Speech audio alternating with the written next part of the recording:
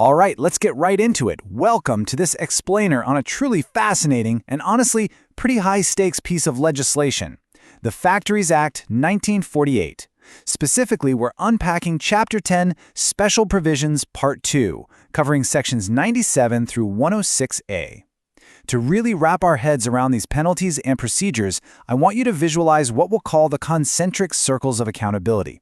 We're going to map out exactly who is on the hook for what, starting right there on the factory floor and moving all the way out to the highest courts. Okay, let's dive into this. Here is our roadmap for today. We'll be looking at worker offenses, manager exemptions, court powers, presumptions and proof, and prosecution rules.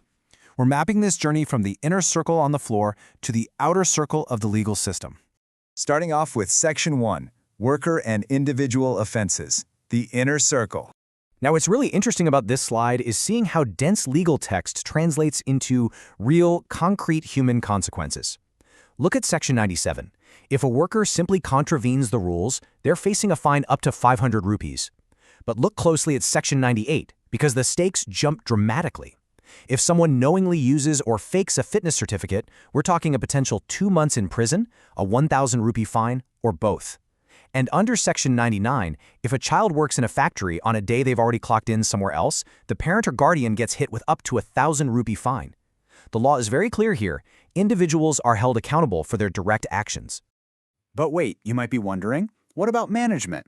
Yeah, Section 97, subsection 2, acts as a kind of conditional shield. It specifically says a manager or occupier isn't automatically guilty just because a worker broke a rule. The accountability stays with the worker.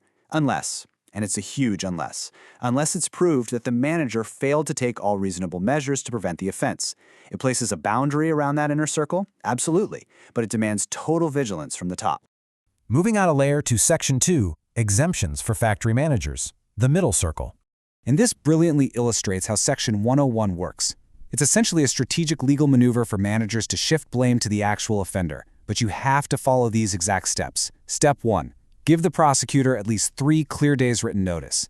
Step 2. You literally have to bring the person you're accusing into court at the hearing.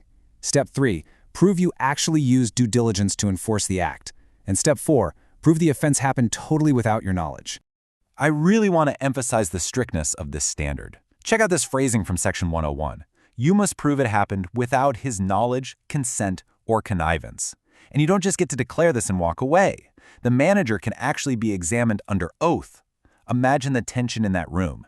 They, along with their witnesses, are subject to cross-examination by both the prosecutor and the very employee they're pointing the finger at. It's a rigorous legal gauntlet. So what happens if the manager points the finger but the actual offender completely ghosts the court? Well, the law accounts for that too. The court will grant adjournments, but only up to a maximum of 3 months. If, at the end of those 3 months, the offender still hasn't shown up, the manager's shield vanishes. The court proceeds with the charge against the manager, and if proved, the manager takes the fall. Let's step into the legal system itself. Section 3, Court Powers and Remediation, the outer circle.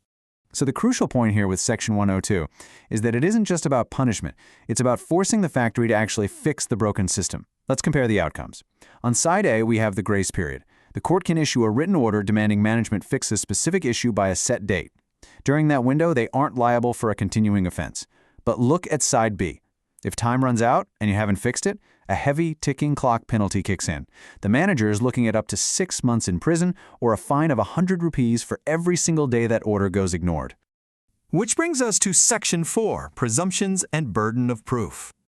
We are now moving into one of the most fascinating parts of Chapter 10. Sections 10.3, 10.4, and 10.4a deal with massive legal assumptions the court makes before a shred of evidence is even presented. So, picture this high-stakes scenario. An inspector walks onto the floor and sees someone standing near a running machine.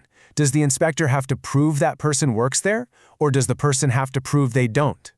To fully grasp the stakes here, let me put on my legal dictionary hat for just a second. Onus. It simply means the burden of proof. It is your responsibility to prove a claim or a defense in court. Knowing who carries the onus is absolutely everything, because whoever carries that heavy lifting is starting the battle at a huge disadvantage.